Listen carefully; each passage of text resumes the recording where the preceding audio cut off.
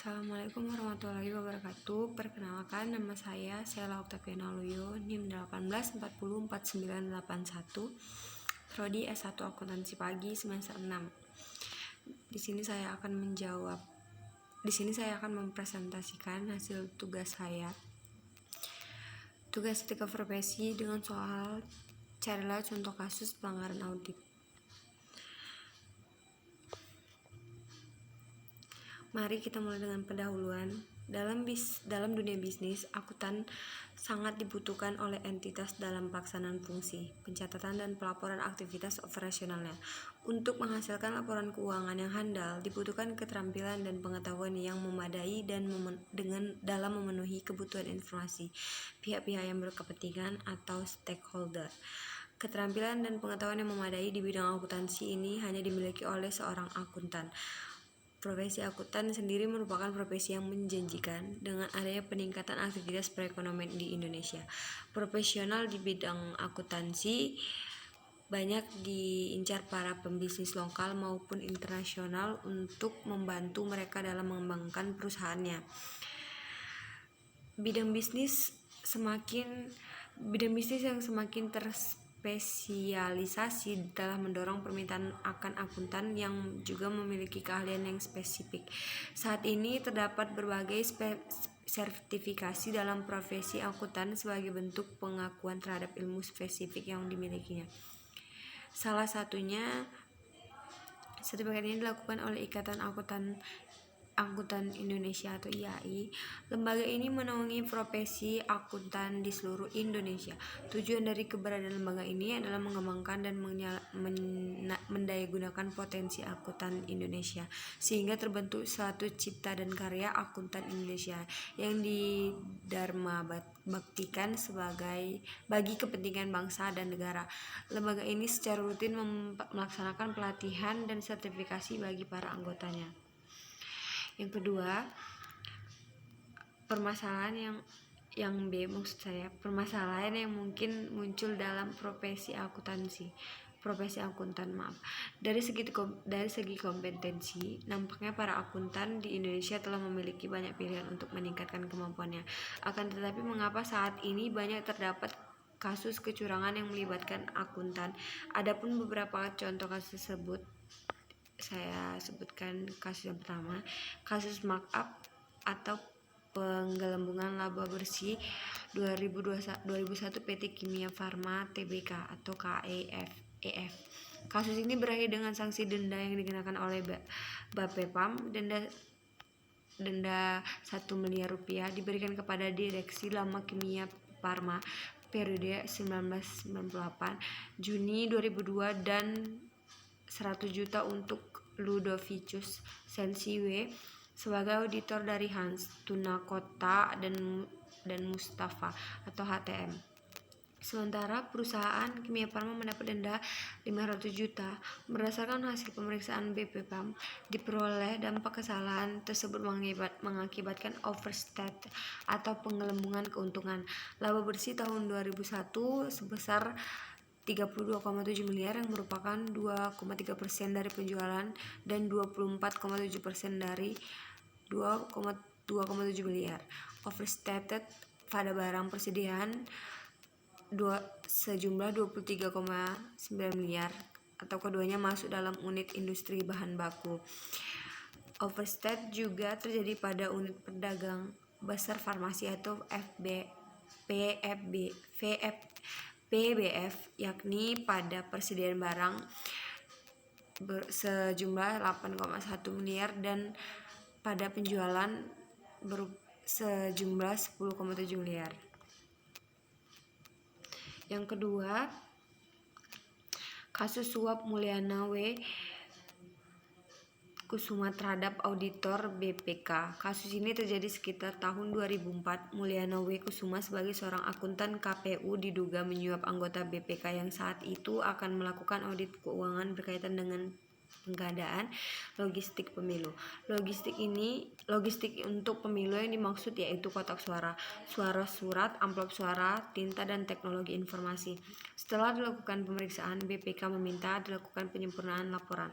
Setelah dilakukan penyempurnaan laporan, BPK sepakat bahwa laporan tersebut lebih baik daripada sebelumnya, kecuali untuk teknologi informasi. Untuk itu, maka disepakati bahwa laporan akan diperiksa kembali 1 bulan setelahnya. Setelah lewat 1 bulan, ternyata laporan tersebut belum selesai dan disepakati pemberian waktu tambahan. Di saat inilah terdengar kabar penangkapan Mulyana Wekusuma. Mulyana ditangkap karena dituduh hendak melakukan penyuapan kepada anggota tim auditor BPK, yakni Salman Khairansyah. Dalam penangkapan tersebut, tim intelijen KPK bekerjasama dengan auditor BPK. Menurut Persi Khairansyah, ia bekerja sama dengan KPK merangkap upaya penyuapan oleh saudara Mulyana dengan menggunakan alat perekam gambar pada 2 kali pertemuan mereka. Penangkapan ini menimbulkan pro dan kontra. Salah satu pihak berpendapat auditor yang bersangkutan, yakni Salman, telah berjasa mengungkap kasus ini, sedangkan pihak lain mendapat bahwa Salman tidak seharusnya melakukan perbuatan tersebut karena hal tersebut telah melanggar kode etik akuntan.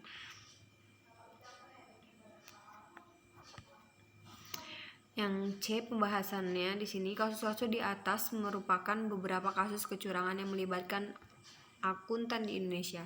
Pada kasus pertama, yaitu PT Kimia Farma dan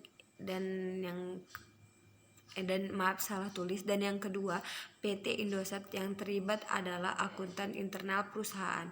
Pada kasus kedua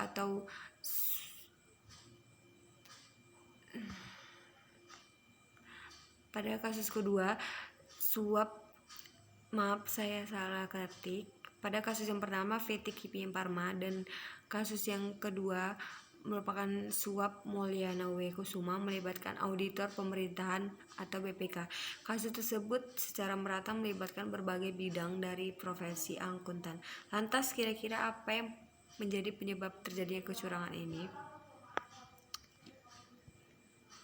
Mari kita bahas. Yang pertama, pada kasus PT Kimia Farma, akuntan internal perusahaan telah mengabaikan prinsip objektivitas dan membuat laporan keuangan yang dihasilkan menjadi tidak relevan lagi.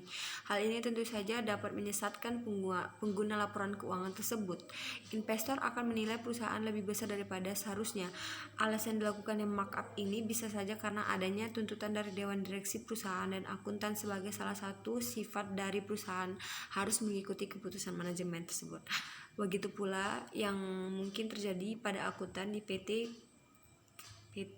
Indosat. Bisa saja pihak manajemen perusahaan meminta akuntan untuk tidak melakukan prosedur pencatatan sesuai PSAK 55 untuk memunculkan kerugian atas transaksi derivatif.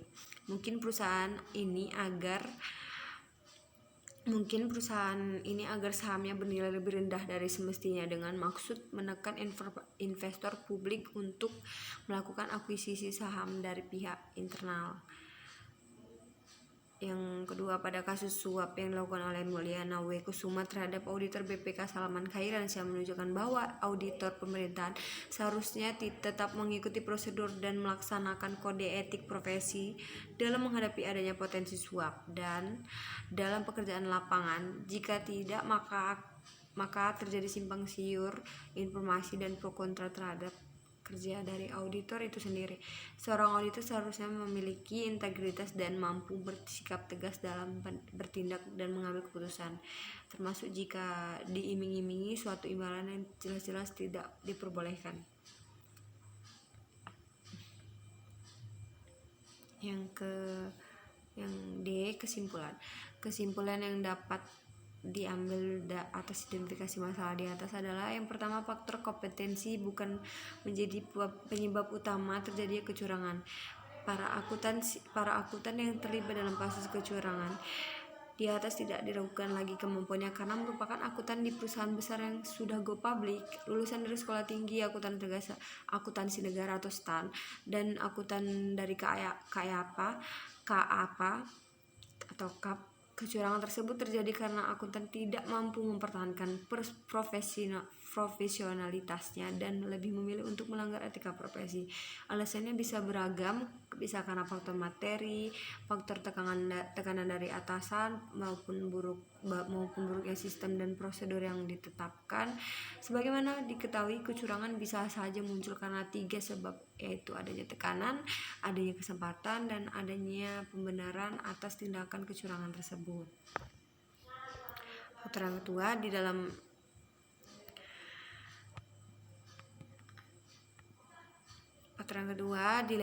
dilema etika dapat menjadi faktor munculnya kecurangan dalam pekerjaan. Dilema etika seperti yang dialami oleh akuntan publik muncul dikarenakan ada saling tergangguan antara klien dan KAP. Jika bukan klien yang membayar P audit, maka dari mana sumber penerimaan KAP? Jika memang struktur ini tidak lagi efektif, sebaiknya diubah dan diganti untuk menciptakan lingkungan yang lebih bebas dari dilema etika. Misalnya, P audit akan dibiarkan oleh pihak ketiga. Begitu pula dilema etika yang dihadapi akuntan internal, audit akan dibiarkan oleh Begitu pula dilema etika yang dihadapi akuntan internal perusahaan. Seharusnya akuntan internal tetap bersikap objektif dan independen serta tidak dipengaruhi oleh manajemen. Akuntan internal sebaiknya bertanggung jawab secara langsung kepada pemilik dan bukan pada manajemen perusahaan. Hal ini dapat mengurangi tekanan yang dihadapi oleh akuntan internal. Faktor yang ketiga, pentingnya pendidikan etika profesi bagi para akuntan sebagai bakal untuk menghadapi potensi kecurangan.